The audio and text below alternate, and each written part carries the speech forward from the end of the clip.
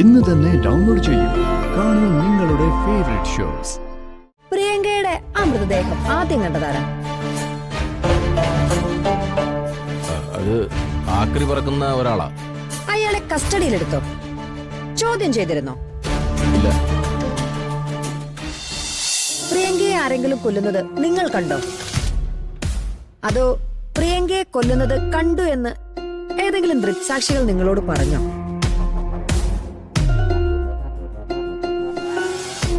അങ്ങനെ മാത്രമല്ലല്ലോ കൊലപാതകങ്ങൾ വെളിച്ചത്ത് വരാറ്.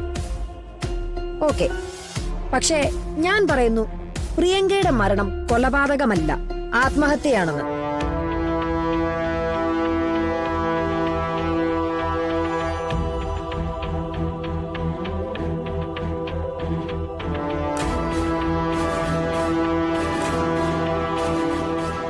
യുവർ ഓണർ, പ്രോസിക്യൂഷന്റെ വാദം രാധികയും വരണും പ്രണയമാണെന്നും ആ പ്രണയം നടപ്പിലാക്കാൻ വേണ്ടി പ്രിയങ്കയെ അവർ കൊന്നു എന്നതുമാണ്. മറിച്ചു ആവാലോ.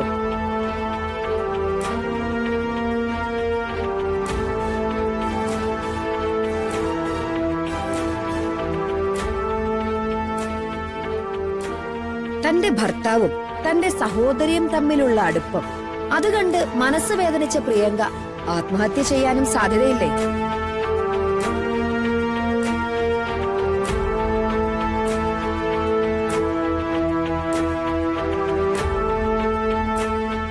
പിന്നെ പെട്രോൾ ഒഴിച്ച് കൊലപാതകം ചെയ്തു എന്നാണ് ഇദ്ദേഹം ഉദ്ദേശിക്കുന്നതെങ്കിൽ കേരളത്തിൽ എത്രയോ ആളുകൾ ആത്മഹത്യ ചെയ്യുന്നുണ്ട്.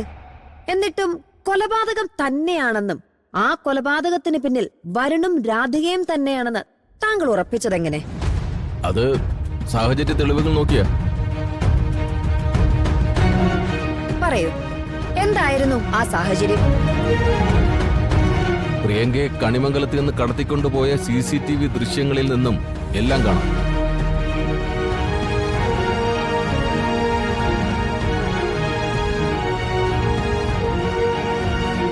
പ്രിയങ്ക സിനിമാഭിനയത്തിന് പോയിരിക്കുകയാണെന്ന് പ്രതികളുണ്ടാക്കിയ കള്ളക്കഥ.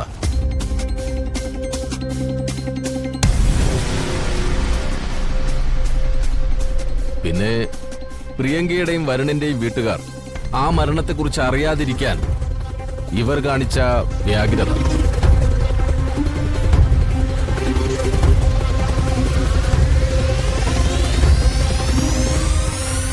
സ്വാഭാവികമായും സംശയിക്കാവുന്ന സാഹചര്യങ്ങളാണ്. പ്രിയങ്കയെ കടത്തിക്കൊണ്ടുപോയത് മുഖം മൂടിയിട്ട ആളുകളായിരുന്നു അല്ലേ?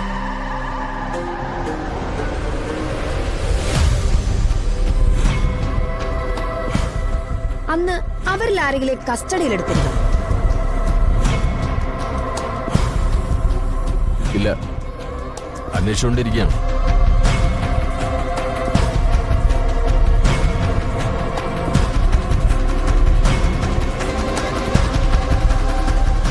സോ വരുണിന്റെയും രാധികയുടെയും നിർദ്ദേശപ്രകാരം തട്ടിക്കൊണ്ടു പോയതാണെന്ന് അവരാരും പറഞ്ഞിട്ടില്ല. പിന്നെ അടുത്ത കാര്യം, രണ്ട് വീട്ടുകാരും അറിയാതെ മൃതദേഹം സംസ്കരിച്ചു.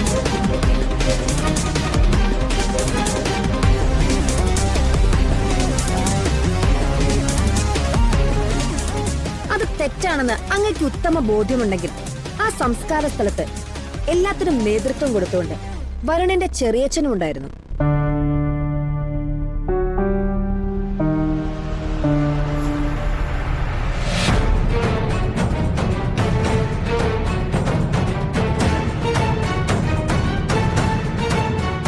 മിസ്റ്റർ ചന്ദ്രശേഖരൻ, എന്തുകൊണ്ട് പ്രതിപ്പട്ടികയിൽ അയാളില്ല?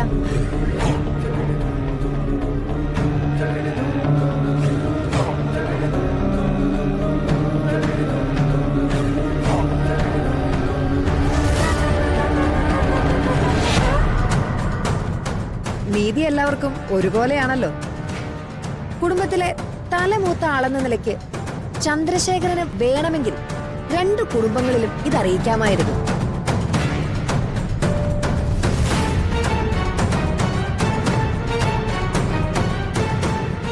അപ്പോ ഇതയാൾ മറച്ചുവെച്ചതിന്റെ ഉദ്ദേശം താങ്കൾ ചോദിച്ചോ? ഇല്ല.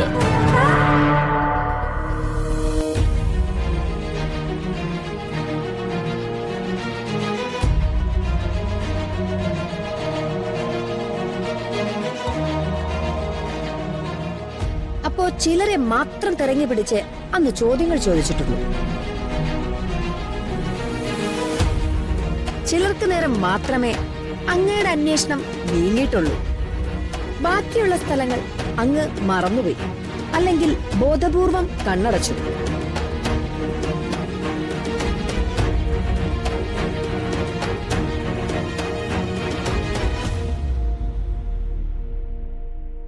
ഓക്കെ, പ്രിയങ്ക മരിച്ച സ്ഥലത്തു നിന്നും പ്രിയങ്കയുടെ വസ്ത്രങ്ങൾ നിങ്ങൾ കണ്ടെടുത്തു.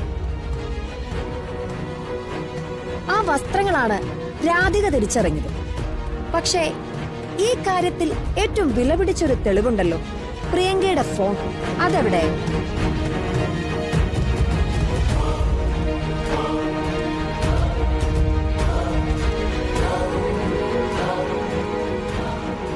അങ്ങനെയൊന്നും ബോഡി കിടന്ന സ്ഥലത്ത് നിന്ന് കിട്ടിയില്ല. ശരി, ഒന്നുകൂടി വ്യക്തമായി പറഞ്ഞാൽ അതിനെക്കുറിച്ചൊന്നും താങ്കൾ അന്വേഷിച്ചിട്ടില്ല.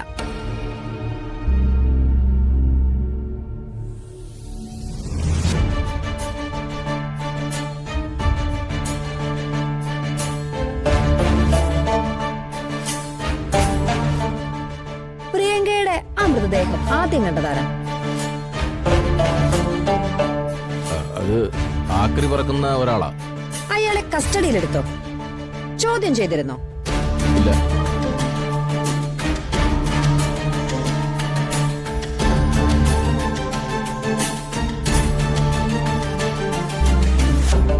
പോലീസ് അവിടെ എത്തുമ്പോഴേക്കും അയാൾ അവിടെ നിന്ന് പോയിരുന്നു. അയാളാണ് ആദ്യം കണ്ടതെന്ന് നാട്ടുകാർ പറഞ്ഞിരുന്നു. അതായത് സംഭവത്തിന്റെ ദൃക്സാക്ഷികൾ ആരും താങ്കൾക്ക് മൊഴി തന്നിട്ടില്ല.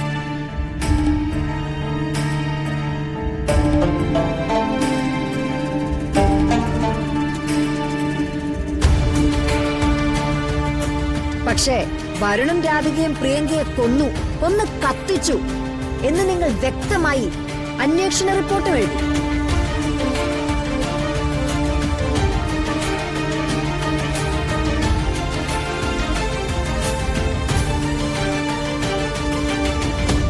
യുവർ ഓണർ, ബഹുമാനപ്പെട്ട സർക്കിൾ ഇൻസ്പെക്ടറുടെ മൊഴിയിൽ നിന്നും ചില കാര്യങ്ങൾ വ്യക്തമാണ്. വരുണിനും രാധികയ്ക്കും നേരെ അദ്ദേഹം കുറ്റം ചുമത്തിയത് അവർ തമ്മിൽ പ്രണയമാണെന്ന ഒറ്റ കാര്യം കൊണ്ടാണ്. അല്ലാതെ തെളിവിന്റെ ഒരു കണിക പോലും അതിലില്ല. സിഐയോട് എനിക്ക് കൂടുതലൊന്നും ചോദിക്കാനില്ല.